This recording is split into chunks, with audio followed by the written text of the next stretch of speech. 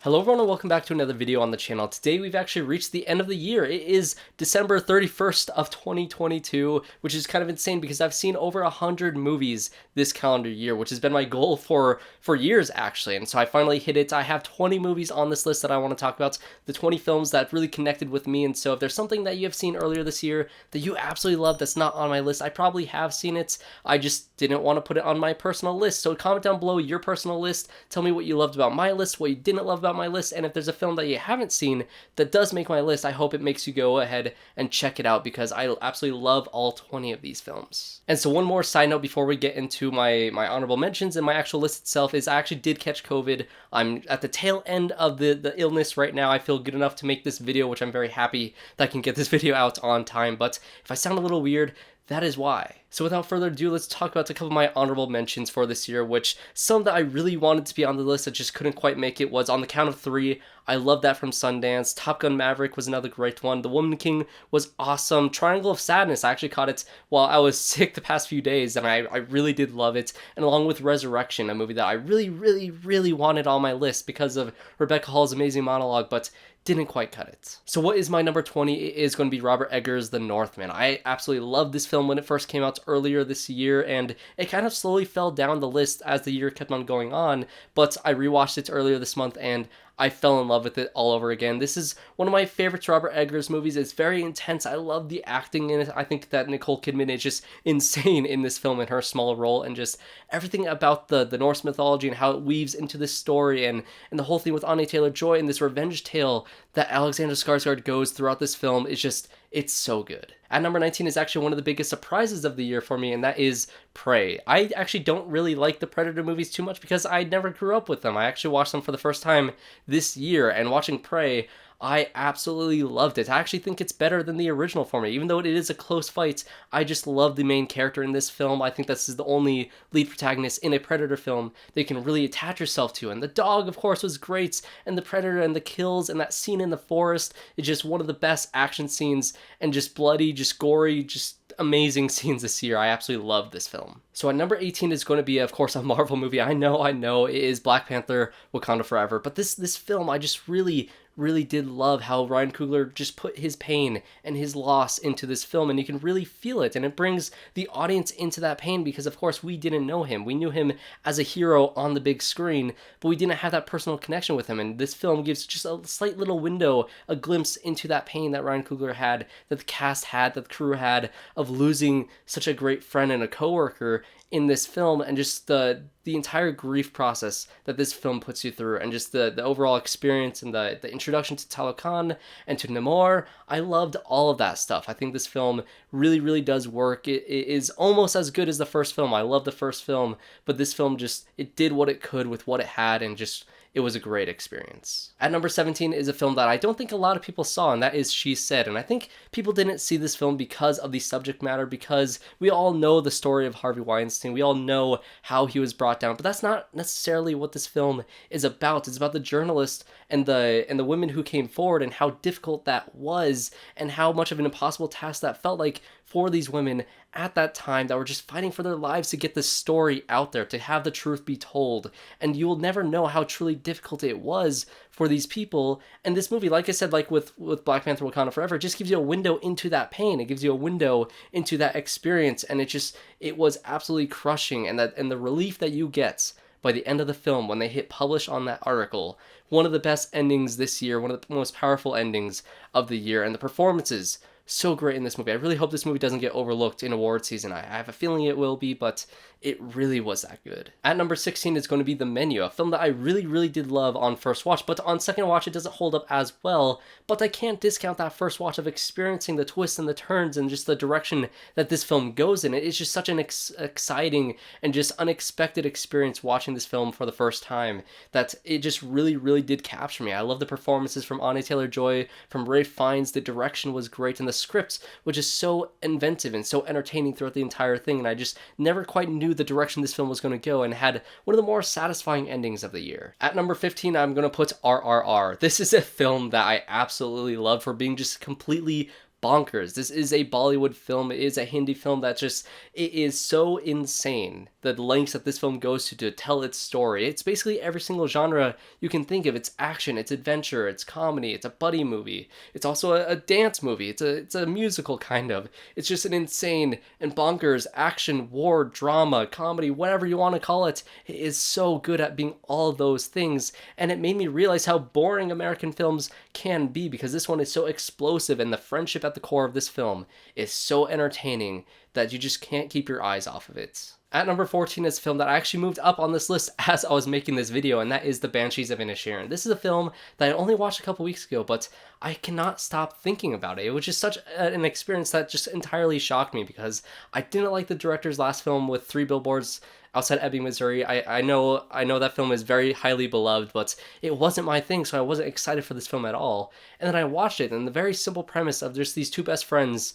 with Colin Farrell and Brendan Gleeson, and Brendan Gleeson's character just out of the blue just not wanting to be friends with him anymore, and this conflict and this like mental kind of psychological warfare going between these two characters throughout this very, very small town in Ireland is so simple, but it's so filled with so many complex character decisions and moments, and just the way these two characters kind of go at war with each other, and the way that it mirrors the civil war going on in Ireland at the time period this film takes place in, and just all the meanings and all the depth in this script and the story and the performances from especially Colin Farrell and Brendan Gleeson and everybody else in this film.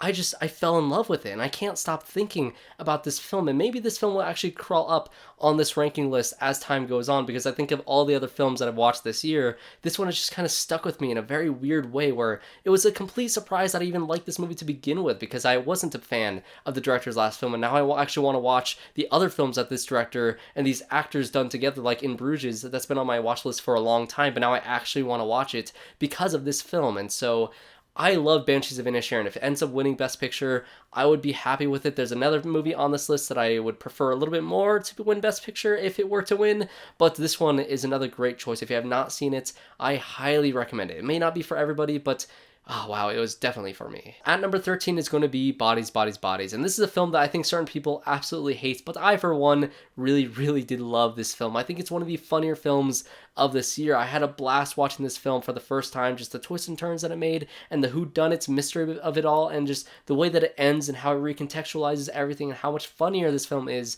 on second watch, even with how funny it was the first time.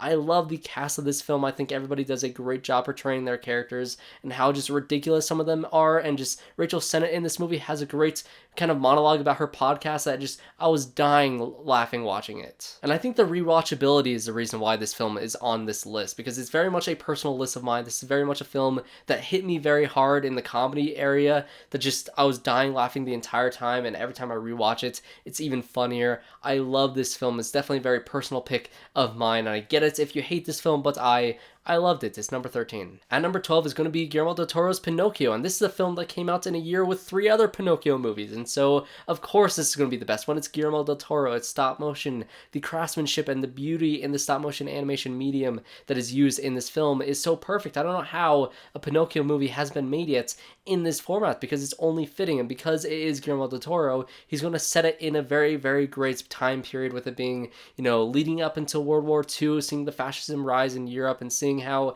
everybody in this world is like puppets, going towards this one area politically, and they're all just on their own strings, and who's not on their strings? It's going to be the puppet characters. Pinocchio having that free mind, having the free will to do the things that are against the norm, that are, being true to themselves and kind of living their life how they want to live it in a better way, is kind of the theme of this film. And I think it's a very mature and very beautiful story that is still told for children, which I think is very, very beautiful. And just watching Guillermo del Toro talk about this film in his little behind the scenes thing on Netflix, I highly recommend watching that. It's possibly even better than the film itself. At number 11, it's actually my favorite animated film of the year, if it does count as an animated film. That is Marcel the Shell with Shoes On. I really hope it does count for the Oscars, even though there's a lot of live action elements in this film, which I think probably immediately disqualifies it, but but there's no more adorable and cuter character this year, even more so than Pinocchio, is Marcel the Shell Shoezon. I think Jenny Slate is so great in this role, and this shell is so lovable, and his relationship with Connie, his grandma,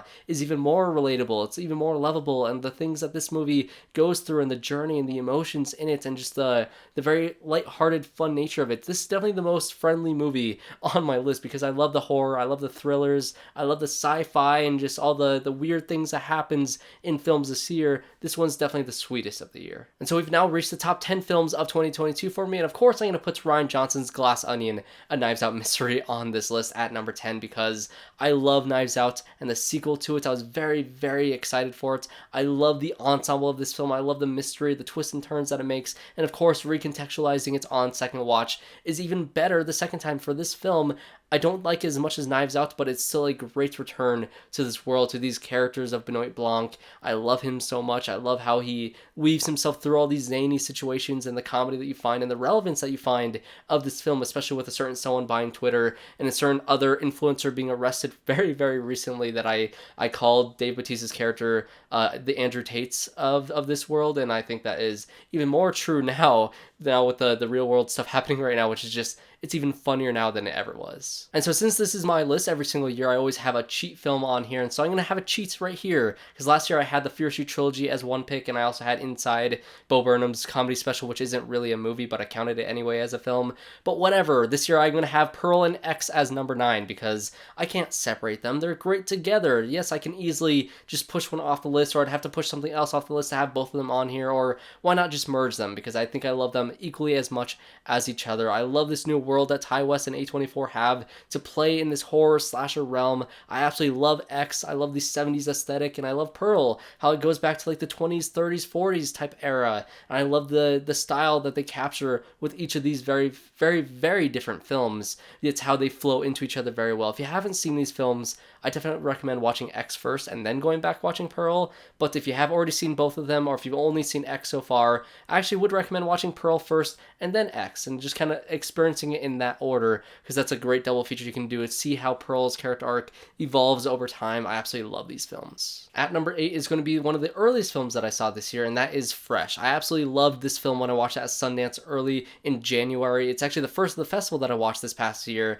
and it has stuck with me ever since. I think Daisy Edgar Jones, and especially Sebastian Stan, had so much fun, and Sebastian Stan he was eating up the scenery in this film, literally, because it's a cannibal movie, and it's been a great year for cannibals, actually. But it was such a fun and entertaining ride watching the roller coaster that this movie was, and if you don't fully know what this film is about, I love the experience of watching it without knowing anything, because it starts off as a rom-com, and that twist happens, and the darkness and the disturbing aspects that happen after it's, while not losing that kind of fun comedic tone that this movie has throughout the entire thing. It is such an experience. I love the direction of this film, and I cannot wait to see what Mimi Cave does next in her career. My eyes are peeled for whatever she does, because I love this first film of hers. At number 7 is going to be The Fabelmans, which is Steven Spielberg's latest film, and I honestly do believe that this is my favorite Spielberg film in probably 20 years, ever since Catch Me If You Can, and I haven't seen all of his films, and I think next year I'm going to try watching all of them. I started trying to this year, but watching this film and seeing how he puts his own childhood experiences in this film, it's not necessarily a biography of his life, but it is very close, and I think there's a lot of true aspects in this film. But the way that he captures the magic of filmmaking and the magic of having a passion for something so strong and wanting to create art, and finding like the scene with the little boy watching the train crash on the big screen and trying to recreate it with his own sets, it really captures the magic and the awe and the wonder that this kid saw, that you can feel Spielberg saw when he was a kid watching movies, in the theater and having all these wonderful experiences. And I think that this film really does capture that very, very beautifully, and I think this is one of his most touching films in a while. I love the family dynamics. I love how stressful things got as things started to fall apart for this family, but as this kid, this main character, really just wanted to follow his passions and his dreams, even if he is torn away from his family to do so. And it's such a storyline that I relate to myself as a filmmaker, and so I absolutely loved the experience of watching this film in the theater. I really loved Gabriel LaBelle as Sammy in this movie, and I think he has such a bright future ahead of him. His performance in this film was so great, and of course Spielberg is so great at getting that performance out of his actors, and just the overall magic that I felt from this film, that I know not everybody's feeling from this film, but personally it really, really did hit me. I love this film, and the ending, the last scene of this film and the last shot of this film, oh my god, so good. Spielberg magic. All right, at number 6 is actually going to be the earliest film that I saw this year, even earlier than the Sundance Film Festival with Fresh, and that is The Fallout, starring Jenna Ortega. And she had a great year this year with all the things that she was in, but I think her best performance by far of the year was for The Fallout. This is a film that I think every single year there's a film that kind of encapsulates the year that it's been, and I think this film is the one for 2022. It is a heartbreaking film. The ending is absolutely crushing. The opening scene is one of the hardest scenes to watch in any movie this entire year, and it just, the pain that it shows, yet the film also still has some levity in it to kind of bring you through this character's grief and her pain and her fear of everything that is going on in this world. And if you don't know what this movie is about, it's about a shooting. It's about a survivor of a school shooting, and it's a very haunting story that is just very emotionally draining. So it's a very hard movie to watch, but it still just gives some of the best moments, some of the best character moments, and some of the best performances of the entire year. And the scene where she's sitting on the hill with her father and they're screaming out all these things just to feel something is one of the most beautiful scenes this year. I absolutely love this film. All right, we've now reached the top 5 films of 2022 for me, and number 5 is going to be Bones and All. This is a film that really took me by surprise because I do like Call Me By Your Name. I didn't love it, but then Suspiria is a movie that I absolutely love, and so now we have Bones and All. And this is a film that is kind of a weird mixture between the two of them. It has the love story and the tenderness of that love story from Call Me By Your Name, but it has that kind of horror and the disturbing aspects of something like Suspiria, and so it kind of is a blend of the two that shouldn't work in any sort of way, but this is probably the best love story that I've seen all of this year. I think Taylor Russell and of course Timothée Chalamet have great chemistry together, and even though this is a messed up world of cannibals and eaters, which again, great year for cannibals, this film just really did reach a point for me emotionally that I wasn't expecting. I think that love story and that tenderness that they capture in this film is truly beautiful and the most disturbing and bloody and just gross way, and it's also one of the scariest films of the year. I think probably the scariest villain of the entire year by far is going to be Mark Rylance's character and his role in this film. He is terrifying. I've never been as much on the edge of my seat as just like curling up and just kind of just grossed out by everything that I saw, especially when he was on screen. He was definitely the most creepy presence all of this year, and even some of the actors that are kind of like popping in and out, like that one guy that's in every Oscar nominated movie ever, especially in the year 2016.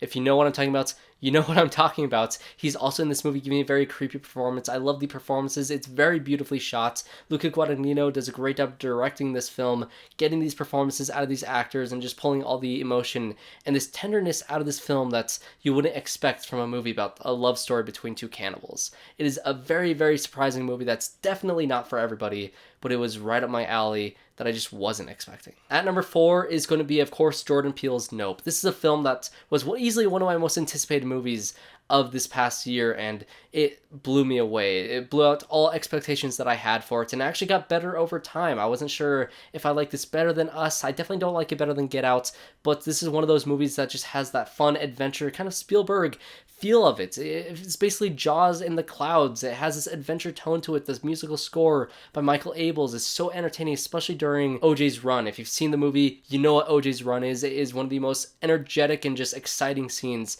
of the entire year. And of course, it deals with the film industry, it deals with filmmaking, and it deals with kind of the legacy and the pain of all those different things and the exploitation that you have between whether it's animals or whether it's the cast and crew or just other sort of people that are kind of discounted in life because of the color of their skin. So it has all these deeper meanings, it has all these rich elements in this film, but at surface level, it is a fun movie about two characters wanting to capture aliens on the camera. And so it has this very small scale kind of stakes to it, but it has this grander scope of what it means to the film industry, to Hollywood, and it's such a great film. Jordan Peele is a master at his craft. I cannot wait to see what he does next. All right, we're here. We're at the top 3, and at number 3 is going to be Emergency, which is another film that I saw at the Sundance Film Festival. Actually, my favorites from that festival, and this is a film that I don't think a lot of people have seen, so if you have not seen it, I highly recommend it. It's basically about these two black college students who find this young teenage girl passed out in their college house, and they're freaking out. They don't know what to do. One of them wants to call the cops. The other one is too afraid to call the cops, and so they don't know what to do with this girl that's passed out drunk in their house because they don't want to be blamed for it. They don't want to be seen looking like it's the wrong type of thing, and they're completely afraid and mortified of what's going to happen. So it's about their decisions of what they try to do to try to get out of this situation, to try to get her to safety while also not getting themselves in trouble. And it's one of the most intense and stressful movies that I've seen all year. It's also one of the funniest films that I've seen all year. One of my favorite actors in recent years is actually R.J. Kyler. He's in this film. I love his performance in this. He's very, very funny, and just the role that he has and the things that he says is all true. And I think his decisions, even if some of them are selfish, even if some of them are definitely the wrong decisions, you understand them. You feel his fear, you feel his pain, and you feel that humor that he also adds to this film because he is very, very funny. He's also high the entire time, which is just, it's just a nice little touch. He was also in The Harder They Fall last year, or 2 years ago. I'm not sure when that film was, but he's a great actor. I cannot wait to see. He's another one of those actors in recent years that's, if he pops up in a film, I know that at least his performance is going to be very, very entertaining. And Donald Watkins as Kunle, and that relationship between Kunle and Sean in this film, and that conversation that they have at the end of the film after everything has transpired, and when they finally sit down and they talk to each other in a very, very emotional scene. It is one of the most, I think it's probably the best written scene in this entire year. It's definitely one of those scenes that you're just kind of glued to the screen. You're listening to every single word that they say, and you're just in awe of the performances, the writing, the direction, and just the editing and everything about it. It's definitely one of the most powerful films and one of the most powerful scenes all of this year. I love this film. Okay, we are here, the top two. Of course, I'm going to have the Batman as my number two. I am a comic book fan. I'm a massive Batman fan. He's one of my favorite comic book heroes of all time. And of course, when you have Matt Reeves, the director of the last two Planet of the Apes films, and just I love all of his films as well. And the style and the tone that he brought to the Batman character was just everything that I wanted, everything that I hadn't seen from a live action Batman film up until this point. And I think that's what worked most about it, was the fact that it was so different. It was a Batman film like 80% of the time, maybe 90% of the time. He's barely Bruce Wayne because it's hyper focused on Batman. And that's how the animated films are. You're not seeing Bruce Wayne try to discover all these things. You're seeing Batman as a detective trying to catch the Riddler in a very, very dark and very serious and very fun way, because of course there's some great jokes in this film scattered throughout, like the thumb drive joke. It's a very, very long film, but I think it earns its runtime. I think it has great pacing for the length of this film, and I think the casting is also perfect. I actually do think that Jeffrey Wright is my favorite live action on-screen version of Gordon in all the Batman films. I love his relationship and his rapport with Robert Pattinson's Batman, and I really, really do love how Robert Pattinson completely disappeared into the role of Batman. And yes, his Bruce Wayne was very limited in this film, but it's kind of him growing to learning that he needs the mask of Bruce Wayne to also use that in a very helpful way. And so I'm very curious how they continue this Batman series with a second film. Hopefully they do get a second film soon. Hopefully Matt Reeves takes his time to write that script, because apparently it took him 5 years, or not 5 years, it took him a few years to really hammer down this script, and I think it was very, very much worth it. I love Paul Dano's Riddler. I know at times he's goofy when he says hello guys, or hey guys, when he's introducing his little YouTube video on the little website or whatever that was. I love how just real it felt as well. And I want to talk about Mark Rylance being one of the scariest villains in that film of Bones and All. Now you have the villains of the Riddler and all his goons in this film, and how real that feels, and how the elements of shooting and how all these elements of hate coming together to, you know, put out this terrorist attack essentially on the city is absolutely terrifying because of how real it feels. And I think this film really does capture the realism of Batman in a very fun way, and the city of Gotham in a very, very real way as well. I love how the tone of this movie is. I love Gotham and how real and how dark and how just tangible it feels in this universe. And I really hope that they continue on this Batman series without kind of injecting all the other heroes into it. I think James Gunn is going to leave this alone, hopefully, and that he continues his own different universe on the side. But as of right now, I love this world. I love this movie. I love everything that it's set up. I love Zoe Kravitz's Catwoman as well. Everything about this film worked for me. It is just so damn good. Alright, and at number one, my favorite film of 2022 is, of course, Everything Everywhere All at Once. This is a film that you really only get once every probably decade. This is a film that puts all the creativity, on the page, on the screen. And it takes so much effort for all these, a small group of people to make a film this special. And I think that is what this film is. This is the film that probably inspired me the most this year to want to make movies, to want to be a filmmaker, to want to write, to do all these things. When I watched it with the director's commentary, which I highly recommend on the Blu-ray, I wanted to write a script. I wanted to make a movie really, really badly. I even reached out to a friend and it didn't work out. We didn't make it yet. I still want to make something. But still, it got me that passion, it got me the drive to want to make another film. This is a film that I think I'm going to rewatch the most out of everything on this list, and I think that is a big reason why it's my number one, because of how wacky and how zany and how every single scene in this movie, how every single frame of this movie, you can find a new detail in it. This is a very rich movie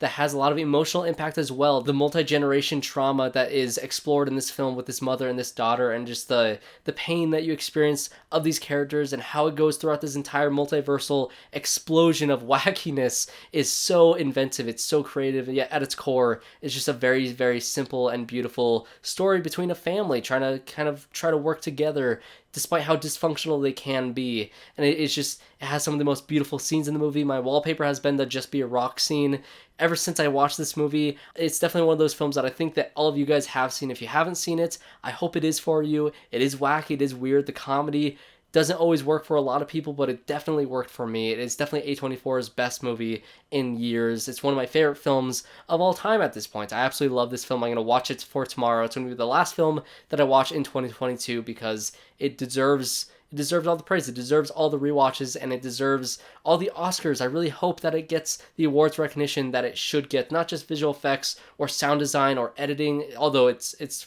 for sure going to win editing, right? If it doesn't win editing, I riot at the Oscars. But I do really hope that the Daniels get the chance to have this movie be nominated for either directors or for screenwriting or for even Best Picture, and I hope that it wins in any of those categories, at least one of those categories, especially Best Picture.